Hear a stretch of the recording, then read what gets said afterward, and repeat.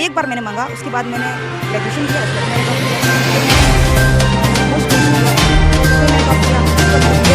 और बीएड मैंने मतलब उसके बाद मैंने हर एग्जाम में टॉप किया। आपने भी देखा होगा कि कितना कुछ संत आशाराम जी बापू हैं और भी संत हैं, साध्वी प्रज्ञा जी हैं, उनके ऊपर कुछ चला, उसके बाद भी उनके अनुयायी जो हैं वो लगातार उनके सपोर्ट में खड़े रहे। और आज भी सोशल मीडिया हो या फिर हम देखें तो शहरों में हम निकल जाएं तो जगह जगह बड़े बड़े होर्डिंग्स दिखते हैं। आप एक युवा हैं, क्या किस तरह से देखती हैं सब चीज़ें जो कुछ हैं, जिस तरह से लांछन लगाए जा गए हैं?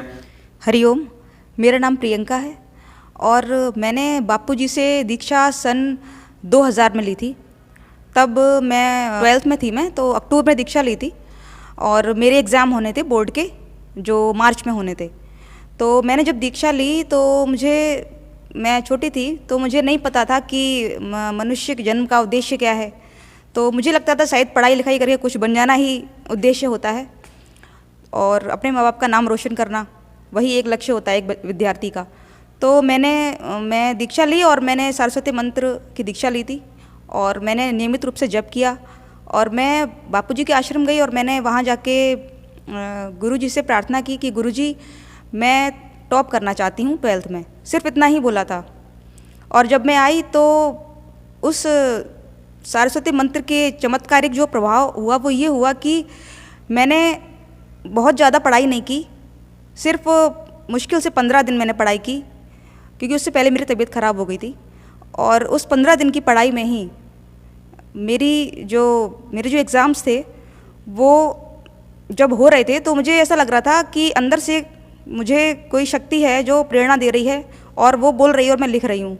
और मैंने एग्ज़ाम दिए, उसके बाद मैं अपनी दीदी के घर चली गई। तो मम्मी का जो रिज़ल्ट आया तो मम्मी का फ़ोन आया कि बेटा तुमने कॉलेज टॉप किया है और तुम्हारी न्यूज़पेपर में आज फ़ोटो निकली है। ये कौन से कॉलेज, कहाँ की बात? ये मैनप्री की बात है और वहाँ पे मैंने कॉलेज टॉप किया था, मेरी पेपर में फ़ोटो निकली। और मैं उस वक्त बस एक ही बात दिमाग में आई कि मैंने गुरुजी से जो मांगा था वो मुझे मिला।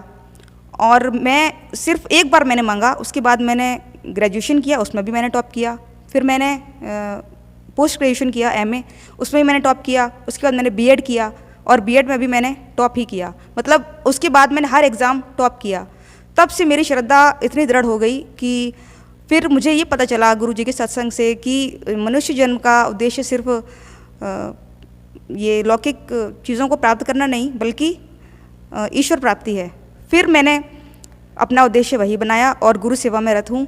वैलेंटाइन डे एक ऐसा दिन है जो हमारे सालों से, हमारे सदियों से हमारे युवा पीढ़ी को बर्बाद करता चला आ रहा है।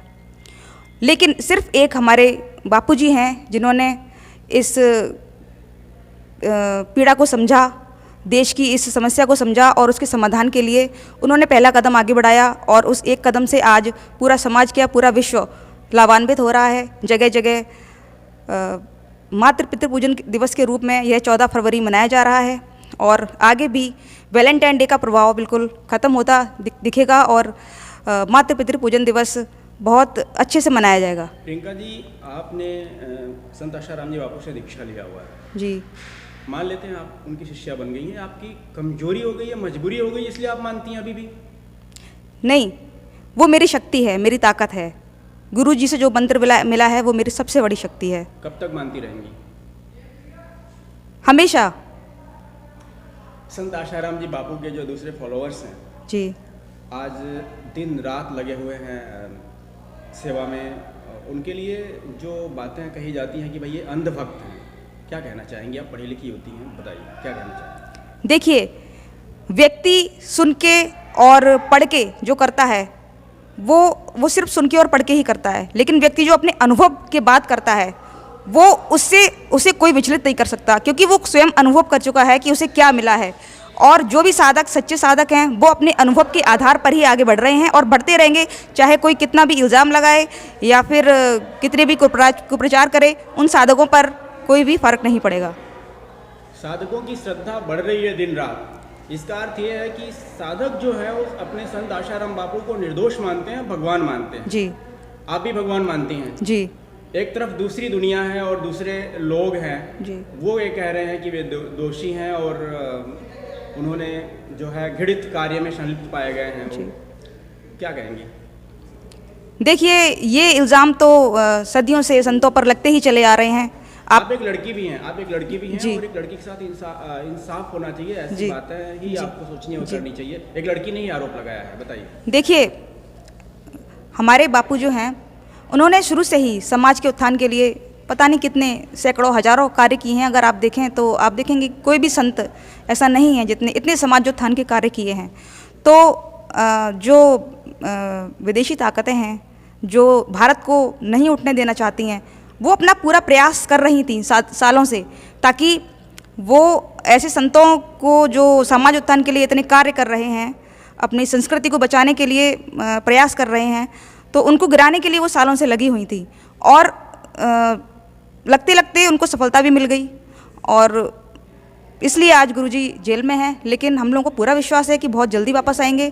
और अब जो सत्संग गुरुजी हम लोगों को देते थे, जो ज्ञान देते थे, जो उन्होंने समाजोत्थान के कार्य किए हैं, वो और भी ज़्यादा बढ़ेंगे और बढ़ते ही रहेंगे। ये प्रियंका जी हैं और पढ़ी लिखी होती हैं। इन्होंने साफ कहा, और इनका कहना यह है कि साधकों की श्रद्धा दिन दुनी और रात चौगुनी बढ़ती ही जाएगी, क्योंकि साधकों ने अनुभव से जाना है कि उनके सद्गुरु सच्चे हैं और उनके अंदर कोई दोष नहीं है।